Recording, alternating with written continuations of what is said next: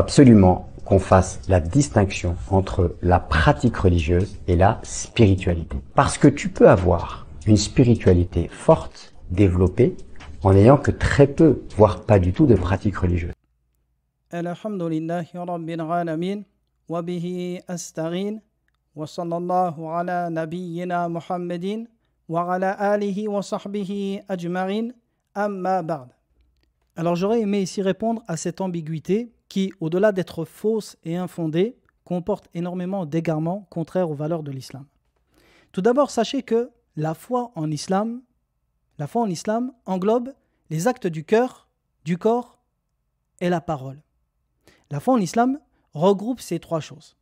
Des actes du cœur, comme le fait de croire en Allah, de croire en son messager, alayhi salatu wa salam, le fait également d'aimer Allah et son messager, le fait de craindre le châtiment de l'enfer, d'espérer la miséricorde d'Allah, et ainsi de suite. Tout ceci constitue des actes du cœur qui font partie de la foi.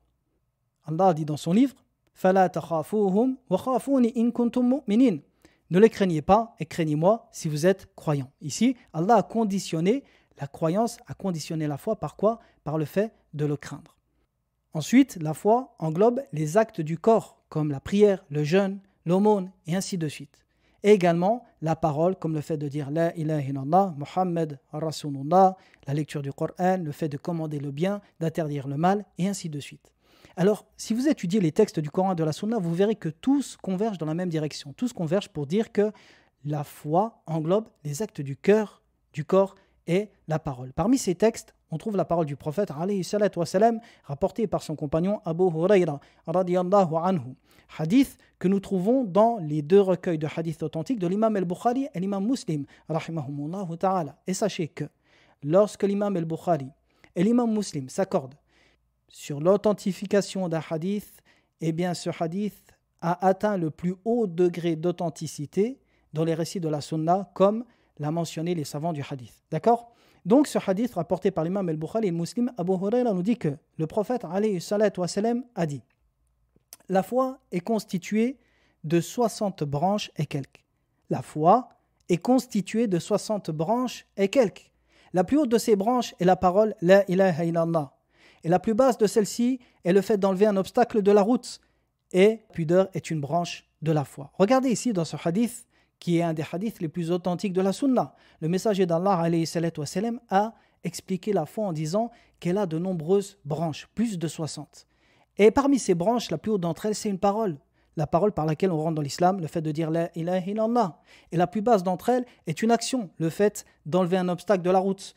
Et la pudeur fait partie de la foi. Et la pudeur est un acte du cœur qui se retranscrit par les membres, par un caractère et de nobles comportements. Dans un autre hadith encore, toujours rapporté par les deux grands imams, al-Bukhari et l'imam Muslim, Ibn Abbas nous rapporte qu'une tribu, ou plutôt une délégation de la tribu Abdul Qais, vint au prophète alayhi salatu wa salam pour se renseigner sur l'islam. Alors le messager d'Allah alayhi salatu wa salam, il leur ordonna d'avoir la foi en Allah. Ensuite il leur dit « Est-ce que vous savez ce qu'est la foi en Allah ?»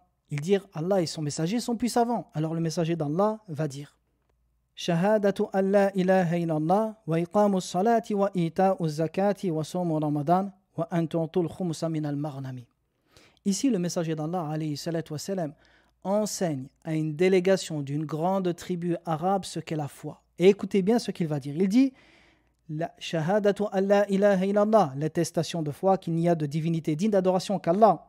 Wa iqamu salah, accomplir la prière.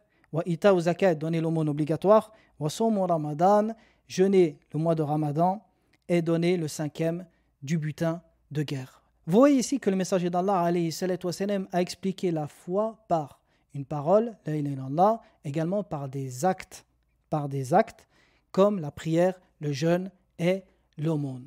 Encore une fois, on retrouve le principe que la foi est constituée d'actes du cœur, du corps et de paroles. Et sachez que ceci était un consensus à l'époque des compagnons du prophète, alayhi salatu wa salam, eux qui ont pris la religion directement du messager d'Allah, sallallahu alayhi wa sallam. Effectivement, lorsque vous méditez les textes, comme je vous l'ai dit, vous voyez que tous convergent dans cette direction. La foi comporte les actes du cœur, du corps et de la parole. Mais au-delà de ça, il y a une problématique dans ce que cette personne prétend. Elle prétend qu'on peut avoir une spiritualité forte et importante sans pour autant œuvrer.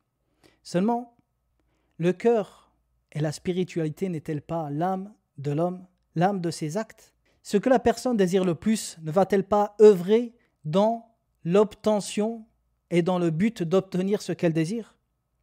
Ce qui veut dire qu'une personne qui croit en Allah et son messager, qui craint le châtiment de l'enfer, qui espère la récompense du paradis, une personne qui a une forte spiritualité dans cela, ne va-t-elle pas agir en conséquence?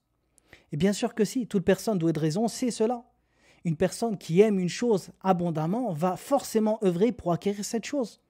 Et la preuve de cela également dans les textes. Sachez que le messager d'Allah alayhi salatu wa salam, a dit dans un hadith authentique, il dit « Ala inna fil jasadi mudra, idha salahat, salaha al jasadu kullu, wa idha fasadat, fasada al jasadu kullu, ala wa hiya al qalb » Dans le sens de ce texte, le messager d'Allah alayhi salatu wa salam dit « N'y a-t-il pas dans le corps un morceau de chair, lorsqu'il est sain, le corps tout entier l'est, lorsqu'il est corrompu, le corps tout entier l'est également. Et ce morceau de chair n'est-il pas le cœur? » Et les savants ont expliqué ce hadith. Ils ont dit que ce qui est voulu ici par le corps, c'est quoi? C'est les actes. Ce qui veut dire que lorsque la foi du serviteur est saine, eh bien également ses actes le seront, c'est-à-dire qu'il va agir en conséquence. Peut-on véritablement imaginer une personne qui craint le châtiment de l'enfer, qui aime Allah, qui aime son messager, et qui n'œuvre pas, qui insulte son voisin, qui vole, qui ment, qui ne prie pas, qui ne jeûne pas, mais pourtant il va dire non, j'ai la foi, ma spiritualité est grande. Est-ce que ceci est réellement possible? Et sachez que ce credo, le fait de dire que la foi englobe les actes du cœur, du corps et la parole, est le credo de tous les imams de la sunna, excepté une minorité qui se sont marginalisés dans cette question-là. Une petite minorité qui se sont marginalisés dans cette question-là. Ou les gens de l'innovation. Ceci est une parole qui est connue chez certains innovateurs qui prenaient leur science auprès des personnes touchées par la philosophie.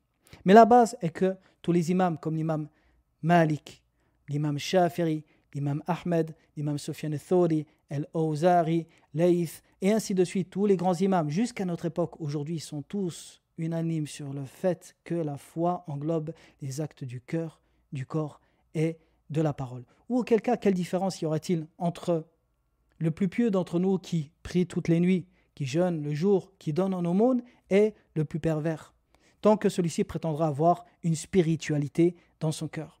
Et Allah a détruit les prétentions de ceux qui revendiquent l'amour du prophète alayhi salatu wa salam, qui est une forme de spiritualité, sans œuvrer. Allah dit dans son livre « Qul in kuntum tuhibbuna Allah, fattabi'uni yuhbibkum Allah wa yaghfir lakum dhunubakum » Dans le sens de ce verset, Allah dit « Qul » dit, c'est-à-dire dit au Mohammed, si vous aimez Allah, suivez-moi. Si vous aimez Allah, suivez-moi. Allah vous aimera et vous pardonnera vos péchés. Regardez ici comment Allah a conditionné l'amour d'Allah, qui est la plus grande des spiritualités. Regardez comment il l'a conditionné par quoi?